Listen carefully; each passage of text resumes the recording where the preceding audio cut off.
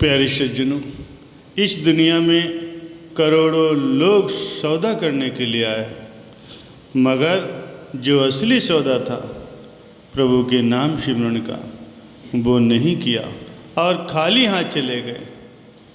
अगर सौदा करना ही है तो सच्चे नाम का सौदा करो। इस दुनिया में भी रहो और प्रभु का नाम भी जपो। लेकिन कुछ लोग सोचते हैं कि सद्गुरु से ज्ञान अर्थात नामदान लिए हुए कई वर्ष हो गए, थोड़ा बहुत भजन सिमरन भी करते हैं, सत्संग में भी जाते हैं, धार्मिक किताबें भी पढ़ते हैं, गुरु के दरबार की सेवा भी करते हैं, लेकिन अभी तक आंतरिक तरक्की नहीं हुई। ऐसा क्यों है प्यारे सज्जनों? जब हम कोई अपना नया घर बनाते हैं तो उसमें खिड़की दरवाजे लगाने के लिए बाज़ार से लकड़ी लेकर के आते हैं, तो बढ़ई जो दरवाज़ा बनाने वाला है उन लकड़ियों के तुरंत ही दरवाजे नहीं बनाता, क्योंकि वो लकड़ियाँ गीली होती। अगर उन गीली लकड़ी के दरवाजे वो बनाएगा तो दरवाजे टेढ़े हो जाएंगे, जिससे वो खराब हो जाएंगे। बढ़ई दरवाज़ा बनाने के लिए कई कई महीनों तक उस लकड़ी को सुखाने के लिए सूर्य की रोशनी में रखता। इसी तरह जब हमें सद्गुरु से ज्ञान मिलता है तो हम भी उस गीली लकड़ी की तरह ही होते हैं। जब तक सद्गुरु रूपी बढ़ई हमारे अंदर फैले काम, क्रोध, लोभ, मोह और अहंकार रूपी पानी को सूर्य रूपी ज्ञान से सुखा नहीं देते, तब तक वो सद्गुरु हमें ऊपर के लोकों में नहीं ले जाते, क्योंकि उन लोकों में जाने के लिए आत्मा को इन विकारों से मुक्त होना ही पड़ेगा। इसीलिए सद्गुरु अपने शिष्य को पहले भजन सिमरन पर ध्यान लगाने को कहते हैं, ताकि शिष्य की आत्मा रूहानी लोगों का तेज सहन करने के काबिल हो सके।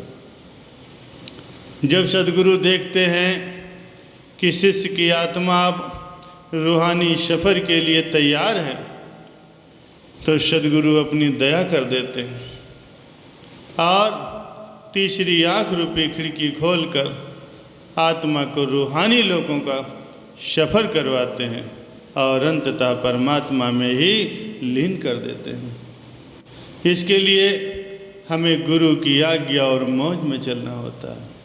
प्यारे सज्जनों, गुरु की मानना और गुरु को मानने में बहुत फर्क होता है। गुरु की मान कर देखो तो आपके जीवन में भी फर्क आ जाएगा। एक समय की बात है, श्री गुरु नानक देव जी महाराज जी और उनके दो शिष्य बाला और मर्दाना किसी काम से किसी गांव में जा रहे थे। चलते चलते रास्ते में एक मकई का खेत आया। बाला स्वभाव से ही बहुत कम बोलता था, मगर जो मर्दाना था वो बात की नींव उखाड़ देता था। मकई का खेत देखकर मर्दाने ने गुरु महाराज जी से सवाल किया कि बाबा जी, इस मकई के खेत में जितने दाने हैं, क्या वे सब पहले से ही निर्धारित कर दिए जाते हैं कि कौन इसका हकदार है और ये किसके मुख में जाएंगे? इस पर श्री गुरु नानक देव जी महाराज जी ने कहा, हाँ, बिल्कुल सही बात है। इस संसार में कहीं भी कोई भी खाने योग्य वनस्पति है तो उस पर मोहर पहले से ही लग जाती है, और जिसके नाम की मोहर होगी तो वही जीव उसका ग्रास करेगा।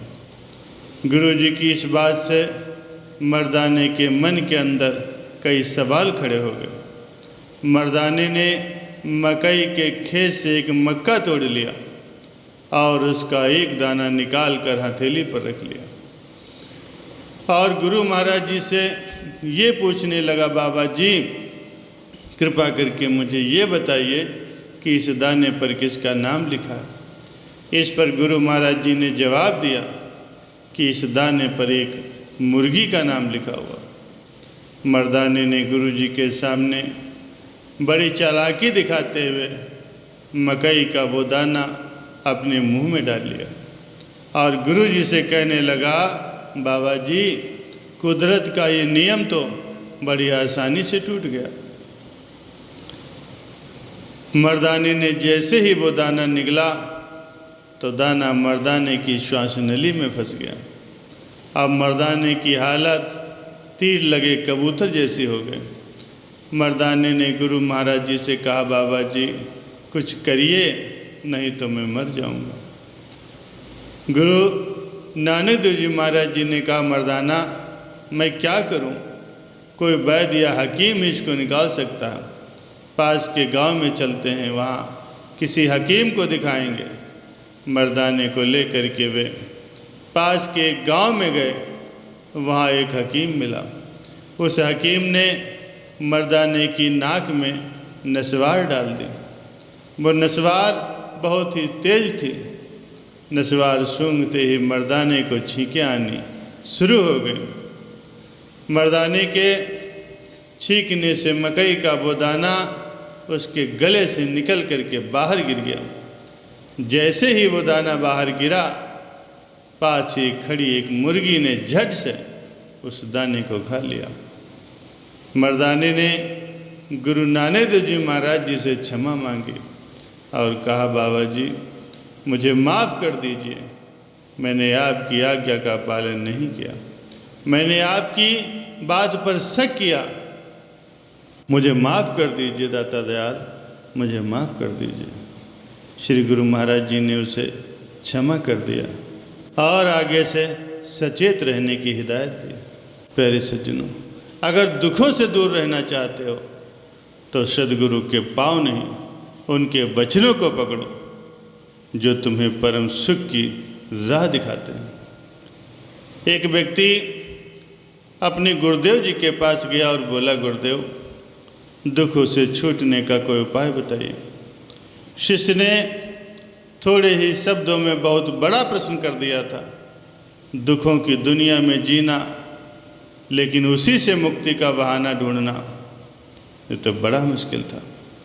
गुरुजी ने कहा, एक काम करो, जो आदमी सबसे सुखी हो उसके पहने हुए जूते लेकर के आओ, फिर मैं तुम्हें दुख से छूटने का उपाय बताऊंगा।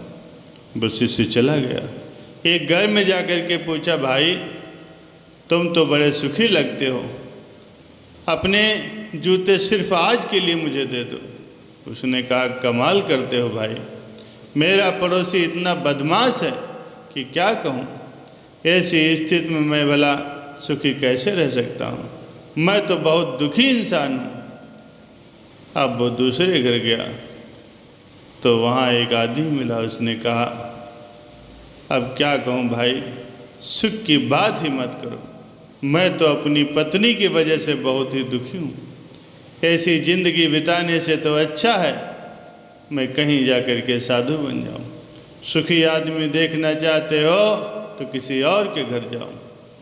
अब वो तीसरे घर पे गया, चौथे घर पे गया, किसी पत्नी के पास गया, किसी पति के पास गया। पत्नी पति को क्रूर बताती और पति पत्नी को दोषी ठहराता। पिता के पास गया तो वो पुत्र को बदमाश बताता। अब पुत्र के पास गया तो पिता की वजह से खुद को वो दुखी बताता।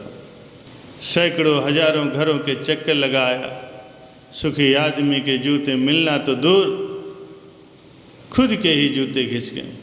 शाम को वो गुरु जी के पास आया और बोला, महाराज जी मैं तो घूमते घूमते परेशान हो गया हूँ, ना तो कोई सुखी व्यक्ति मिला और ना ही कोई किसी सुखी आदमी के जूते मिले। गुरुजी ने पूछा, तो लोग दुखी क्यों हैं, उन्हें किस बात का दुख है?